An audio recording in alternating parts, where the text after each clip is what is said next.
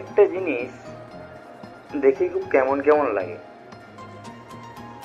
এই পৃথিবীতে যদি কাউকে সব থেকে তাড়াতাড়ি খুব সহজে বোকা বানানো যায় তা হলো মানুষ। কারণ একজন মানুষ যখন মার্কেট থেকে একটা ফোন কিনতে যায়, তার ব্যাটারি কত তাড়াতাড়ি চার্জ হয়, ক্যামেরা কোয়ালিটি, কোন কোম্পানির ফোন ইত্যাদি ইত্যাদি বিষয় চেক করে। আরো যদি উদাহরণ দেওয়া যায়, মানুষ ধরুন একজন প্রাপ্তবয়স্ক মেয়ে, তার বিয়ে দেওয়ার জন্য তার বাবা একটা পাত্র খুঁজতেছে।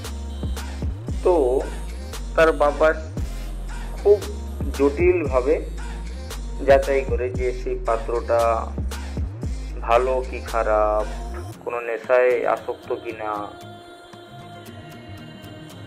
তার ব্যক্তিত্বটা কিরকম, তার মেয়েকে সন্তুষ্ট করতে পারবে কিনা, চাওনা পাওনা ইত্যাদি বিষয়ে খেয়াল করতে পারবে কিনা, ইত্যাদি ইত্যাদি বিষয় আছে।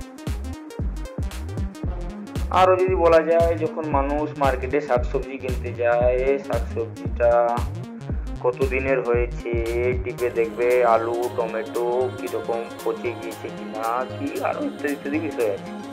কিন্তু কোন দিক থেকে বিশ্বাস করে আমার জানা যায় না, একটা ক্রিয়েচার বিশ্বাস, জাস্ট একটা, আর কিচ্ছু নেই, জাস্ট একটা বিশ্বাস ভগবান আছে, আল্লাহ আছে, আরো যে কি কি আছে, আর বিভিন্ন ধর্মে কি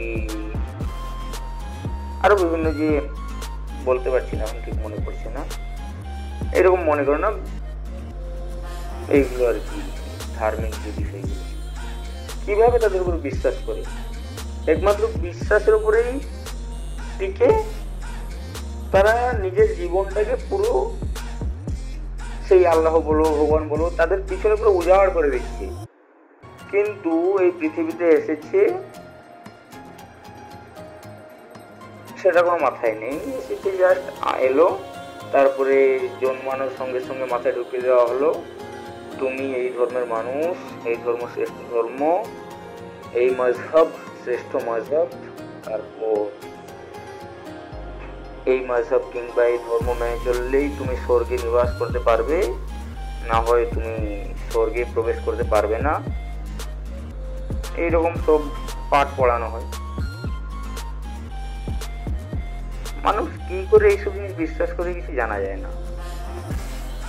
আবার পরবর্তী দেখা যায় যখন এগুলি চরম পর্যায়ে চলে যায়, তখন বিভিন্ন দাঙ্গা ফাসাদ ইত্যাদি হয়ে থাকে।